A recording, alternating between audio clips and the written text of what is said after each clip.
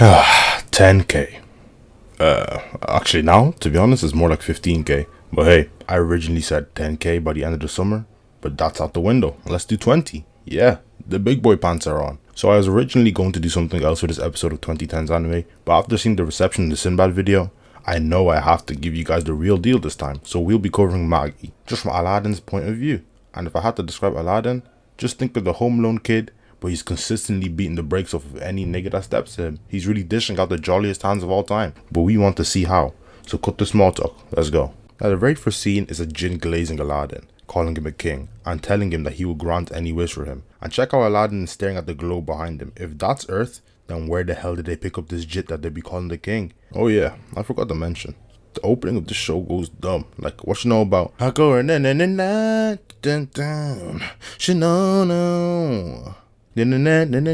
Yeah, save the pleasantries. I know my shit is tough, and if you think otherwise, you hating. So we see the next scene, and it's this guy named Alibaba getting clowned for wanting to go to the dungeon. And let me tell you something about Alibaba, man. This is the definition of a real nigga. He keeps it a bean. He opens up his carriage and finds Aladdin snacking on his watermelons, but before he even gets to ask Aladdin to pay out, Alibaba's boss pulls up and he's doing the usual fat boss gimmick, you know, the where are the goods, yada yada yada. Next thing you know, he catches Aladdin eating too. I want to say Aladdin from now on. I don't even know how to say it, to be honest. Aladdin a dog though, so he jumps into the man's chest because he thinks that shit is some boobies. He talking about how he loves them so much. Dog, I don't know how to tell you this, but that is a nigga. Anyway, the fat boss starts banging on Alibaba, and now he has to pay it all back. Alibaba's in the trenches though, he's got no bread, and hours later, Aladdin is caught eating his food once again. And they say you only see a real man when they're at their lowest. That's philosophical narratives right there. The idea is Alibaba still shows some sort of hospitality for a kid, despite him eating this nigga's last meal. He shares his thoughts about having to clear the dungeon. Aladdin says he'll join in too, to pay him back on some Crowley shit. So the next day, they're on the street, and they bump into a woman who turns out to be a slave. Her name is Morgiana. She trips up because she's ashamed that the shackles are on her ankles, and Aladdin, being a real one, uses his flute's special power to just snap them. But being a kid, he doesn't realize why this is, in air quotes, a bad thing, because she belongs, in air quotes, to somebody else. Anyway, all the town people are like, oh my god, what has he done, Then the fat dude pulls up and starts beating on Morgiana, a complete stray by the way, she ain't even do anything. Aladdin can't stand for that shit though and uses his djinn Ugo to slime out all the attackers. Alibaba is effectively exploiting the fact that he's with Aladdin by bringing him into the dungeon with him. But hey, a real nigga once told me if you're hungry you got to eat no matter what. So Alibaba is doing some work for the big bone boss, transporting wine. On the way they get attacked by some sort of monster, and because of this, Morgiana and the kid end up falling into the mouth of the monster. The boss is just like, damn, hey, that's life though. I put my wine back in the carriage. All now the little girl's mom is right there crying as he's talking about some, I'll pay for the damage. This pisses Alibaba off, so he rocks his shit and decides that he'll change his ways from now on and listen to what his heart tells him. He opens up the mouth with the help of Aladdin, then forces the monster to take some of that Don Julio. This makes it loosen his grip, but he doesn't have enough time to save himself after saving Morgiana and the kid. This is where Aladdin steps in on some aura farming shit with all of the Don Julio on his flying cape. Then he pours that shit in there, saving his new friend. We also find out that Aladdin's wish was for the djinn Ugo to be his friend. Sorry ass nigga, you all lucky that I didn't get that opportunity. I'd be posted up on the top of the Burj Khalifa with 2, maybe 3 bad biddies on the side. Anyway, the fat boss still talking rubbish, so Ugo silences that BS, and now their adventure is starting. For real this time. They get in the dungeon, and the very first thing that happens is the water going up in flames. Damn, they really don't be playing around. They're going through the dungeon, but Aladdin is low-key just spamming Ugo at any inconvenience, so he straight sleep after doing it enough times. Alibaba tries to use his flute, but doesn't respond to anyone but Aladdin. Alibaba hears some footsteps, and he sees the lord of the country in the dungeon as well as Morgiana. And these three just ego Alibaba and go straight to Aladdin, and they're out there calling him MAGI before picking him up and leaving. Alibaba is trying to ask what they're doing, but the lord ain't really into the chat and asks his brute to kill him. It didn't work out too well, so the lord just starts poking the slave and calling him useless. He's spilling 100% concentrate cranberry juice everywhere. The lord basically forces Alibaba to join up with him and go through the dungeon. Alibaba is figuring out some of the traps, and he gets straight deep fried in doing so, and then these guys just go on without him. Aladdin wakes up and he's talking to Morgiana, then Alibaba comes back. Turns out he actually went the right way. He just leads the other dimwits into a trap, and he takes Aladdin back. Now Morgiana low-key doesn't want to beat her up, but she's the lord's slave, so she has to start running up walls to hawk them down. I'm not gonna lie, we need to get her doing some sort of sports. Basketball, netball, volleyball, nigga lacrosse. Do they even be jumping in that shit? I'm from Ireland, so no bullshit. I don't even know how that sport works, but hey, they managed to escape nonetheless. They find the true entrance and go through. They end up in the dungeon room and Morgiana just liver kicks Aladdin. Damn, that boy's like 10. Hold back a little. Anyway, the Lord is talking crazy to Alibaba, and he decides that he's not really going to just stand for this anymore, so he straps in and starts going to work. He even puts one of his arms behind his back. That's clean. And Alibaba is weaving everything. He even gives him tips while they're fighting. I've never seen anything like this, man. And honestly, this character as a whole is just a bum. So I'm tempted to skip to when we actually don't have to deal with him anymore, but the show must go on. So his bitch ass is like, Morgiana save me. Like that one Clash Royale card, you know, the old Guardian one. She down there teleports over. Luckily, Alibaba blocks, and honestly, now Morgiana is kind of pissing me off, because why is she even listening to that bum in the first place? You are in a dungeon, just slime him. Anyway, Alibaba tries to talk no jutsu. She listens and takes his hand. Psych, nigga. She slimes him then and there. And as Lil Durk would say,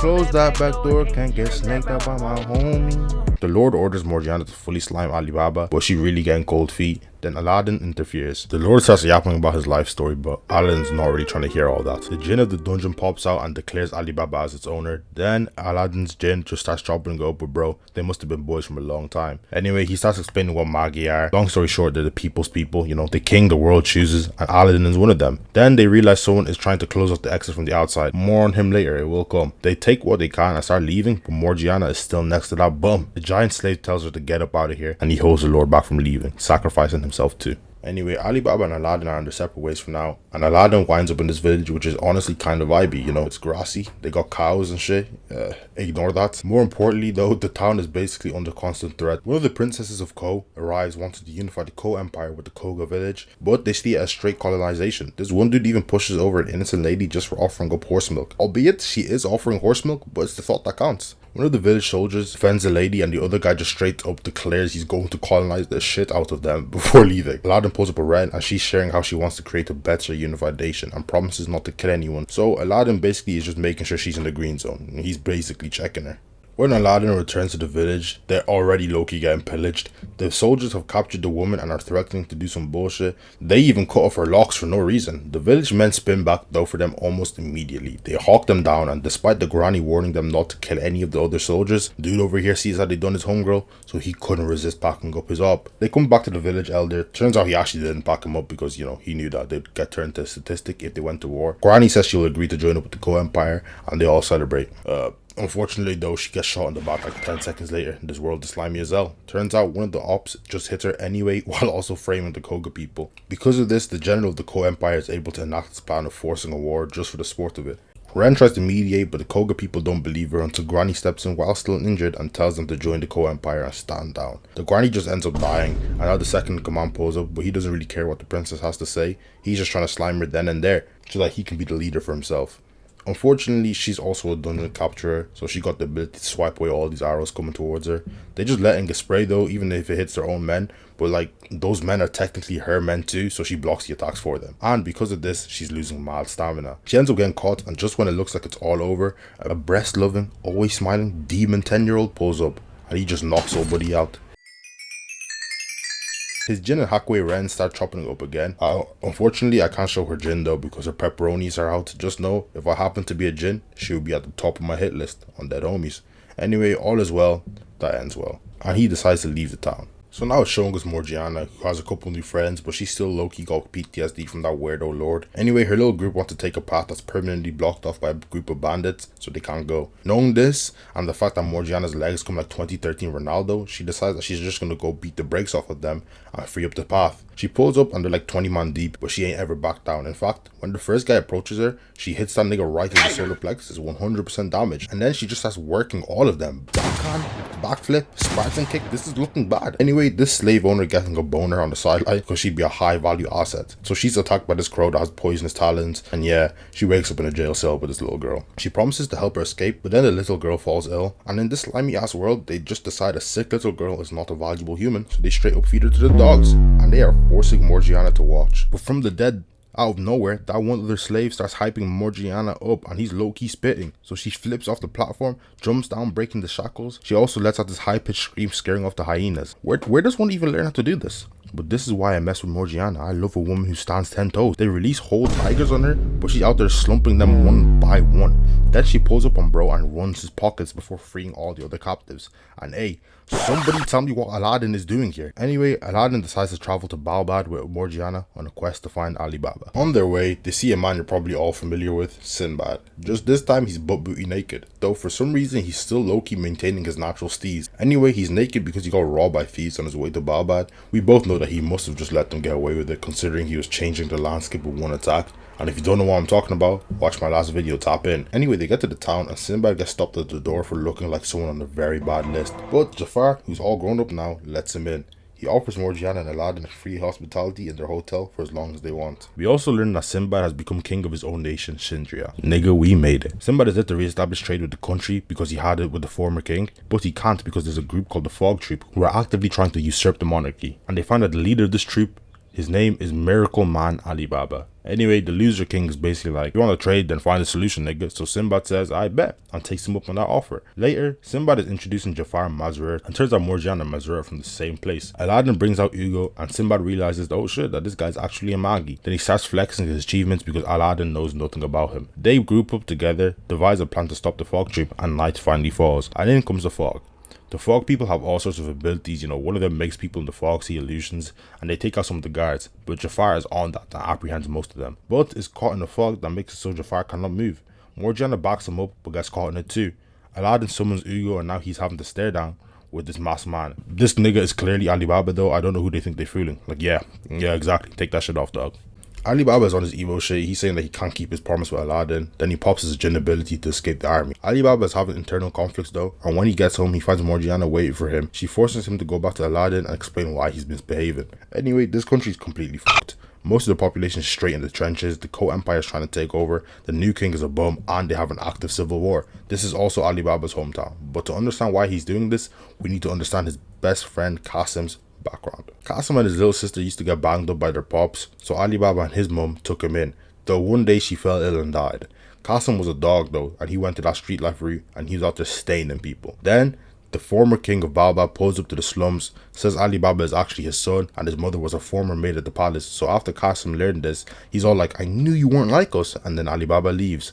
Years pass and Ali Baba and Qasim reunite, but Qasim was only pretending he messed with Ali Baba. He ended up following him home and using the tunnel Ali Baba used to leave the palace in the first place to infiltrate the palace. And then he started robbing the place.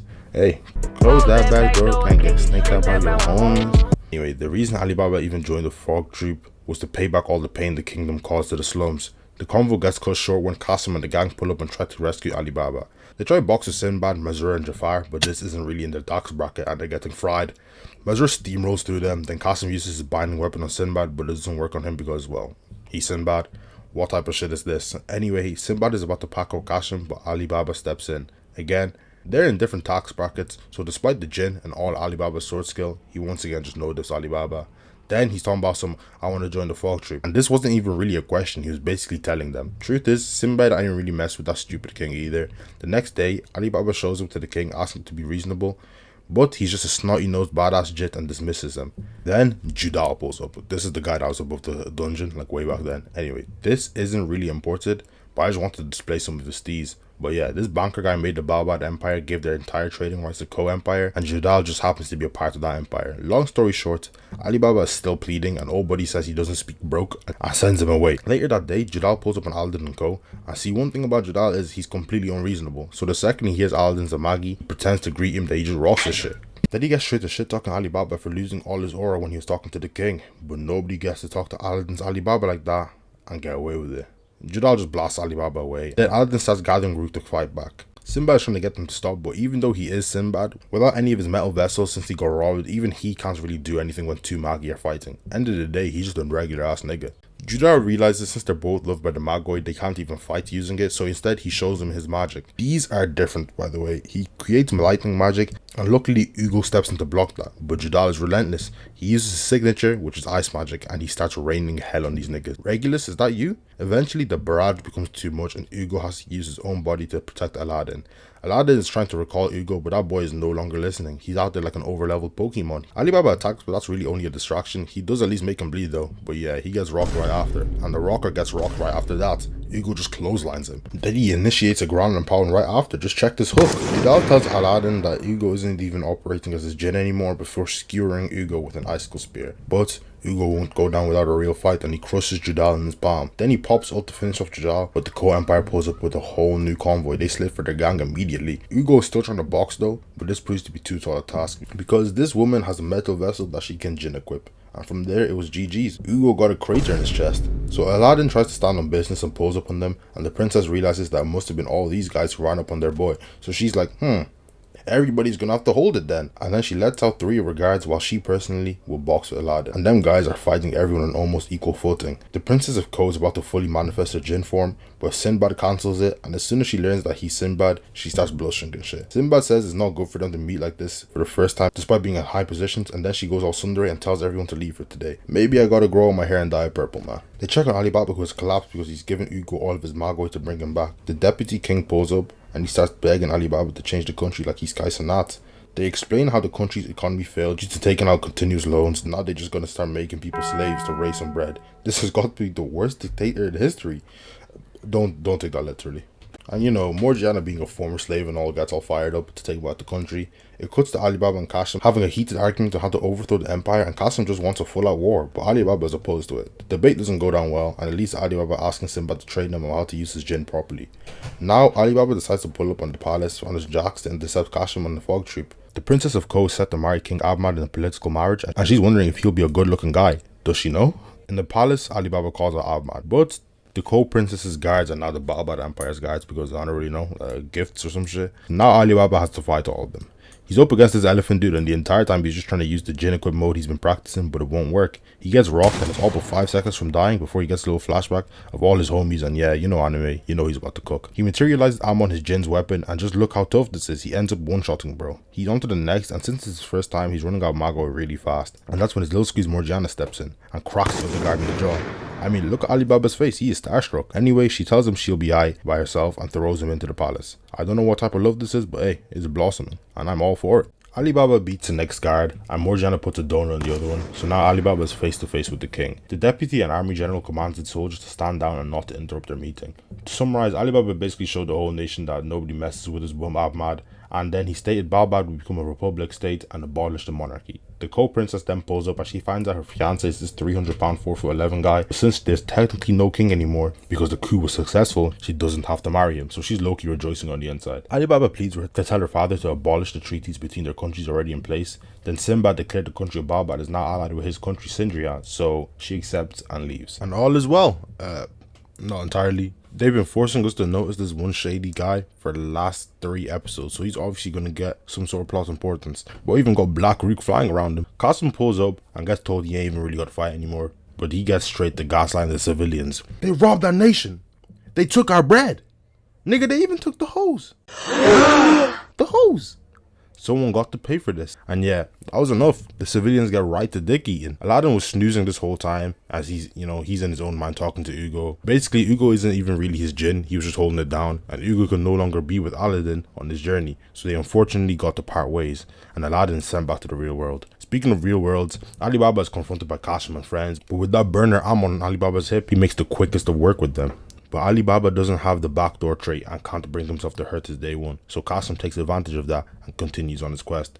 He realizes that his whole crew has been captured, so he resorts to using the power of his fake metal vessel that one shady guy gave him. The catch here is that it'll probably end his life as he's not deemed a worthy host. Qasim puts a hole in his own chest, that's like the 3rd one in this arc alone, and begins his transformation, ending up as this black demon. He letting off whole hollow purples in that bitch. Amon cuts his arm off but just grows back using the Black Rook. Sinbad plunges his arm into the Black Jinn's back in order to hold it down long enough for Alibaba to destroy. Alibaba is finally able to use his jinn equip on his arms, but he sees Qasim's face and gets cold feet again. He sees the military isn't standing down and charges an attack to defeat the monster. As he's about to land him, Judal pulls up and swats him away.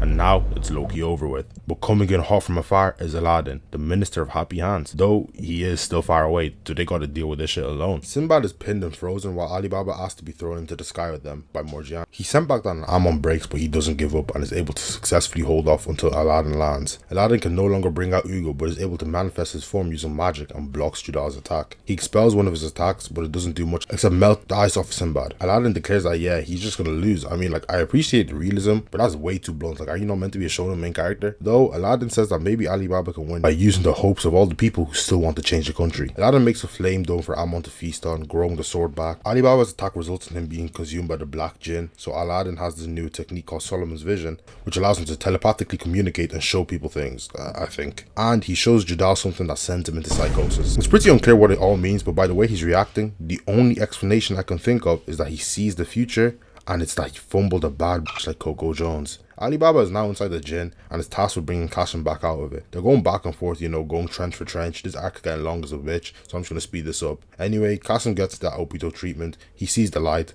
It's a pretty heartfelt moment, but I'm not going to go into it. That's just the way the cookie crumbles. So Qasim leaves this world and Judal and that one shady guy retreat for the time being. But there's something he didn't factor in. Mazrur kicks old buddy to the ground and Jafar attacks too. But do you notice something? There's a little element around their attacks. He got his chain back. Standing there cold as shit is first class singularity Sinbad, and peep the fit. Oh my goodness. And then he sends a whole Kamehameha into the skybox, deleting him. Though I'm not sure where Judal went. Also that one shady guy narrowly escaped as a snake in the water. Aladdin gives form to all the dead and allows them to be fully saved after saying their goodbyes. And so this fuck ass arc is over. But we're still going, so like and subscribe, drink some water, and dial back in. A month passes and the people of Balbat have secured their own rights, and Aladdin and his gang are in Sindria to further develop their power to fight against the now known evil Al-Tamen. These guys are the guys who are behind all the Balbat BS. Anyway, two of Sinbad's generals are going to teach Aladdin and Ali Baba magic and the sword respectively. Aladdin is particularly excited because this instructor is some fine shit. They meet all of Sinbad's generals and they have a nice festival. I mean, look at Morgiana go. They're really enjoying themselves. After straight boxing for 10 episodes, it's good to have a change of pace. Ali Baba has to replace his broken sword by transferring his jinn into a new metal vessel, and Sinbad bestows the knife that Ali Baba's father once gave him. To transfer jinn, the metal vessel must be one with strong emotional attachment and fit the description. Even the way he took the sword with some aura farm and shit, like, where did the light even come from? I swear this BS happens anytime Sinbad is on the screen. They want to pick out another household vessel for Morgiana to use some of Amon's power too, and they settle on her shackles from before. Then the Prince Hakuryu and the Princess of Ko arrive in Sindria, and Hakuryu is there to overthrow the Ko Empire, who he believes is rotten. Hakuryu is tasked with gaining knowledge of Sindria first and talking to Ali Baba and friends, while Morgiana is showing off her new anklets. Hakuryu and Kogekyu pull up a stark conversation, but the passive aggressiveness is crazy. Aladdin still remembers what she did to Ugo, and Ali Baba feels some type of way about Hakuryu. Actually, he low-key hates the nigga. He has an infected blight on his arm that gets out of hand, leading him to be hospitalized. Then that one shady guy just emerges from it. Sinbad cuts him down, but the blood splatters on him, leading him to be infected too. Apparently it turns their rook black and slowly kills them. Then Brody just disappears. Gotta respect the hustle at this point. Sinbad lets him know that there's a dungeon that heals any wound if it's cleared, and they should go to do it. Though he can't come because when he cleared his 7th dungeon, the djinn was basically like, alright gang, that's enough. And so he isn't even allowed to enter dungeons anymore. Basically, the world had to step in to nerf this nigga. They arrive at the city Zagan and this girl comes up to them asking them to go in the dungeon with them. But she's a smooth like 6 years old, so she just get her head blown clean off. So Hakuryu promises to save her parents in the dungeon. They make their way there and they're pulled into the dungeon before they get to the door. Now, you know how the dungeons be. They're out there fighting bullshit. Like, take this talking stuffed animal begging for honey as an example. They get to another dungeon room and the Jinn Zagan is in there turning humans into trees to create the dungeon monsters. He's different because he hates humans and doesn't want to master it. He disappears and says he will give back this kid if they make it to the dungeon room. After some dungeon shenanigans, they're split into groups of 2, and Hakuryu, who's been a bum the whole time in the dungeon so far, wants to prove himself by fighting alone. He unfortunately can't do it and gets knocked out. When he wakes up, Morgiana saved him. He starts crying because of his own weakness. He's whining, and this ends up making Ali Baba realize that he doesn't actually hate him, thus solving that issue. Him and Ali Baba share the fact that he felt weak and officially became friends. Hooray. That happiness is short-lived though, because outside of Sindria is Judal again. He basically showed up to rage bait and tell Simba that Al-Tamen is going to wage war on them very soon, and that they've even sent people over to Zagan. In Zagan, turns out Zagan the Jinn isn't actually Zagan's real body. It's just a monster he created to look like him. The monster continuously regenerates using the earth, and to defeat him they must defeat his main body, except it's down this giant crater and at the bottom is straight gastric acid. End up free falling inside to their doom, and through sheer willpower, Morgiana unlocks her household vessel's ability and uses the chains to grab onto the others before climbing back out. And she's feeling herself, so she jumps back into the pit to defeat the main body by herself. She ain't really think about it though, because she's about to land right into old buddy's mouth. But then the flames of Ammon come to her aid and she hits his clean ass flame chain attack on the main body, thus defeating Zagan's clone. Though in doing so, she uses a lot of her Magoi, so she starts bleeding out the eyes like she's 5 Kage summoned Sasuke before collapsing. They make it to the main dungeon room, but they are immediately met with these guys, alpha men sent to beat them. Morgiana and Hakuyu are told to run, while Aladdin and Alibaba fight. They are really getting no breaks in this bitch. So their ops get dark metal vessels that activate by donating themselves, and they turn into black djinns just like Qasim. This sparks a little PTSD in Alibaba, worsening his blight. Back in Sindria, Judal tells Sinbad not to die until he can kill him himself, then dips out of there. Though Sinbad is getting the plot treatment, he can't use Magoi because of his curse. Honestly, it's really because if he was able to use his abilities, this show would not exist. Alibaba is getting punked by the Alta Men swordsman, but he decides to change how he uses Amon by keeping his blade's natural form, a style he's a lot more comfortable with. And now he can get to work and go buddy here. Aladdin is cooking up too. He's letting Magoi shots sing like Adele, and the black djinn is getting worn out. Alibaba is able to piece up his opponent, and just as Aladdin is about to wipe out the other djinn, that one shady guy forces her to transform again, giving her a full body djinn equip. As for the other guy, he just reattaches his limbs, and now he's on some super speed bullshit. Alibaba is getting cooked, but Hakuyu steps in just in time to save him. Now it's all kicking off in Sindria. The opposition forces are advancing. On the flip side, the djinn equipped woman is loading up a massive attack, and her knight is holding everyone off. They can't even get close to him. It's boys versus men. He's about to cut down Alibaba, and that's when Hakuyu steps in front of him, but loses his arm in the process. Then her attack is ready, and she's raining down swords, just like Gilgamesh. Fate 0.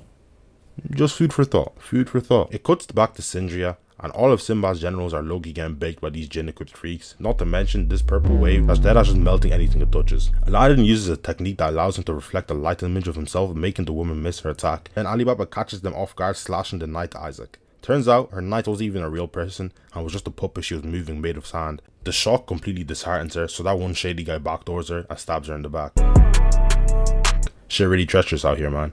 I know I said Sinbad's generals were getting cooked, but nah. Their chains stay strapped. Mazra donuts this guy. That's gotta be like the 17th one in the series. Then right after, Alibaba's mentor smokes the other dude. Alibaba gets mad at that one shady guy and releases his seal on his Magoi being lifted.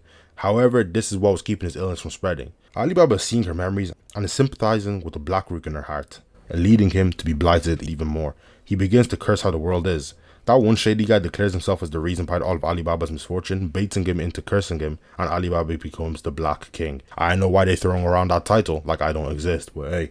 Is this nigga serious? But now Alibaba has his cold ass form. Shit getting dicey in Sindria, and Aladdin's teachers fighting too. Pause!